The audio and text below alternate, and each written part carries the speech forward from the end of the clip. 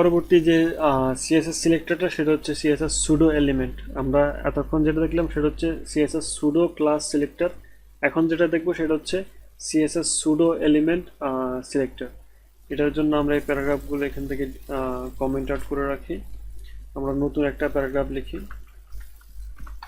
এখানে কিছু dummy text আমরা ইম্পোর্ট করি, সেভ করলাম, এটা রিফ্রেশ করি। আমরা যে আগের স্টাইলগুলো আছে সেগুলো আমরা কমেন্ট আউট করে রাখি।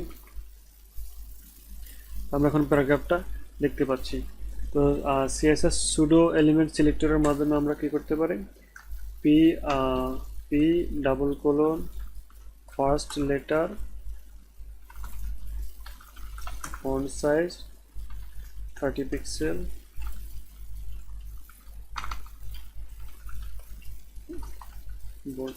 তো এটার মাধ্যমে আমরা প্রথম যে লেটারটা আছে সেটাকে আমরা স্টাইল চেঞ্জ করতে পারি।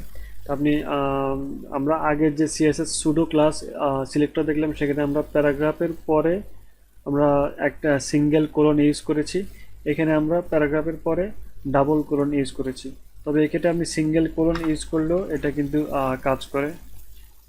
তবে বাই ডিফল্ট এখানে ডাবল কোলনই ইউজ করা হয়। তো এর মাধ্যমে আপনি যে কোনো একটা প্যারাগ্রাফ বা যে কোনো একটা এলিমেন্টের প্রথম যে লেটারটা আছে সেটাকে আপনি ইনস্টল করতে পারেন। আপনি প্রথম লেটার না করে প্রথম লাইনটাও এর মাধ্যমে ইনস্টল করতে পারেন। আমরা প্রথম লেটার বাদ দিয়ে এর পরিবর্তে ফার্স্ট লাইন লিখলাম, তাহলে আপনি দেখতে পাবেন যে এখানকার প্রথম যে লাইনটা সেটা এই স্টাইলটা হবে। আমরা যদি ব্রাউজারের সাইজ ছোট বা বড় করি, আপনি দেখতে পান যে এখানে শুধু প্রথম লাইনটার যে ফার্স্ট লাইন আছে সেটাই ফন্ট সাইজ 30 পিক্সেল শো করবে। এখানে আমি আরো দুটো সিএসএস সুডো এলিমেন্ট সিলেক্টর দেখাচ্ছি। তার জন্য আমরা একটা হেডিং লিখে নিই, হেডিং সেভ করলাম। আমরা হেডিং এ এখন যে সিলেক্টর সেটা হচ্ছে বিফোর বিফোর সো বিফোরের মাধ্যমে আপনি এই এলিমেন্টের মধ্যে যে লেখাগুলো আছে তার আগে যদি আপনি কোনো কিছু অ্যাড করতে চান, কোনো আইকন বা কোনো যে কোনো কিছু যদি আপনি অ্যাড করতে চান, তাহলে এই সিলেক্টরের মাধ্যমে আপনি করতে পারবেন। আমরা এখানে H1 tag double colon before, তারপর যে কন্টেন্টটা আপনি অ্যাড করতে চান সেই কন্টেন্টটা এখানে লিখতে হবে। আমি একটা আইকন ডাউনলোড করে রেখেছি এটার জন্য, আমি আইকনটা ইউজ করবো। আপনি যদি যে কোনো একটা আইকন বা ইমেজ ইউজ করতে চান সেক্ষেত্রে আপনাকে ইউআরএলটা ইউজ করতে হবে, ইউআরএল মেথড, ইউআরএল, তারপর ওই ইউআরএলটা লিখবেন। সেভ করে যদি আমি রিফ্রেশ করি, তাহলে আপনি হেডিং যে লেখাটা এই লেখাটার আগে একটা আইকন দেখতে পাবেন। একইভাবে আমরা আফটার সুডো এলিমেন্ট ইউজ করতে পারি। সেক্ষেত্রে আমরা কন্টেন্ট সেম কন্টেন্টই রাখি, icon ডট পিএনজি। যদি রিফ্রেশ করি তাহলে হেডিং এর পরে আমরা এই সেম আইকনটা দেখতে পাবো। আপনি এখানে আইকন বা ইমেজের পরিবর্তে যে কোনো কিছু ইউজ করতে পারেন। আমি যদি এখানে আইকনটা ডিলিট করে একটা লেটার লিখি যে সেভ, তাহলে আপনি শুরুতে হেডিং এর শুরুতে এম লেটারটা দেখতে পাবেন। লাস্ট যে সিএসএস সিলেক্টরটা আমরা দেখব সেটা হচ্ছে সিএসএস অ্যাট্রিবিউট সিলেক্টর। আমরা এগুলো কমেন্ট আউট করে নিই। প্রথমে আমরা দুটো লিঙ্ক তৈরি করি অ্যাঙ্কর ট্যাগের মাধ্যমে। এখানে আমি টার্গেট অ্যাট্রিবিউট ইউজ করছি।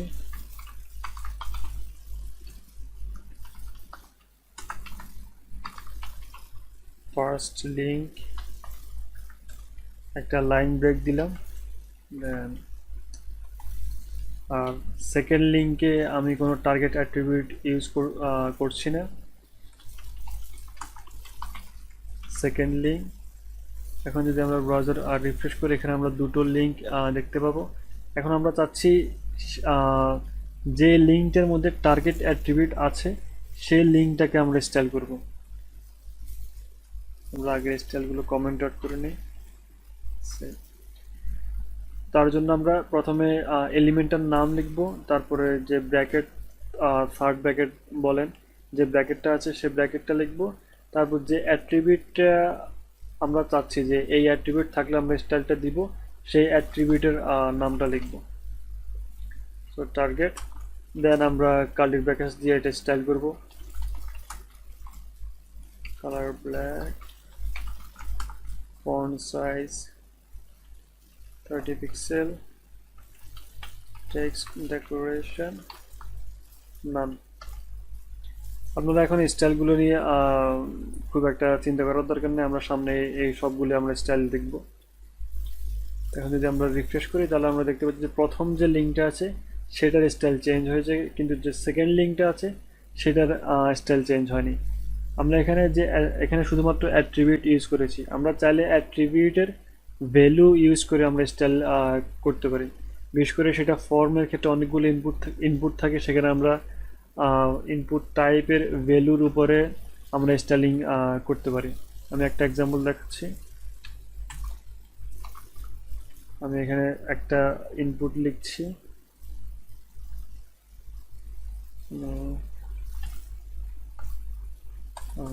ফার্স্ট ইনপুট, এটা হচ্ছে টাইপ হচ্ছে টেক্সট, আর একটা লাইন ব্রেক দিলাম, and second input type হচ্ছে ইমেল। আমি সেভ করি, আমরা লিঙ্ক ট্যাগের পর একটা লাইন ব্রেক দিয়ে দিই। আমরা এখন চাইলে এর ভ্যালুর উপরে, এখানে আমাদের ইনপুটের মধ্যে টাইপ অ্যাট্রিবিউট আছে, টাইপ অ্যাট্রিবিউটের আবার ভ্যালু আছে, এখানে দুটোর মধ্যে টাইপ অ্যাট্রিবিউট আছে কিন্তু ভ্যালু আলাদা আলাদা। আমরা তাহলে ভ্যালুগুলো সিলেক্ট করে যে কোনো একটাকে স্টাইল করতে পারি। আমি যদি চাই আমরা টাইপ যেটার ভ্যালু ইমেল, আমরা সেটাকে যদি স্টাইলিং করতে চাই তাহলে এখানে আমরা ইনপুট লিখব, আগের মতো ব্র্যাকেটস, দেন অ্যাট্রিবিউটের নাম, দেন এটার ভ্যালু হচ্ছে ইমেল, তার মানে যেটা টাইপ ইমেল আমরা সেটাকে স্টাইলিং করব। আমাদের ফন্ট সাইজ 40 পিক্সেল দিয়ে সেভ করি। এখন যদি আমরা রিফ্রেশ করি তাহলে আমরা দেখতে পাচ্ছি যে এই বক্সটাতে স্টাইলিংটা হচ্ছে। আমরা চাইলে এভাবেও যে কোনো HTML এলিমেন্টকে স্টাইল করতে পারি।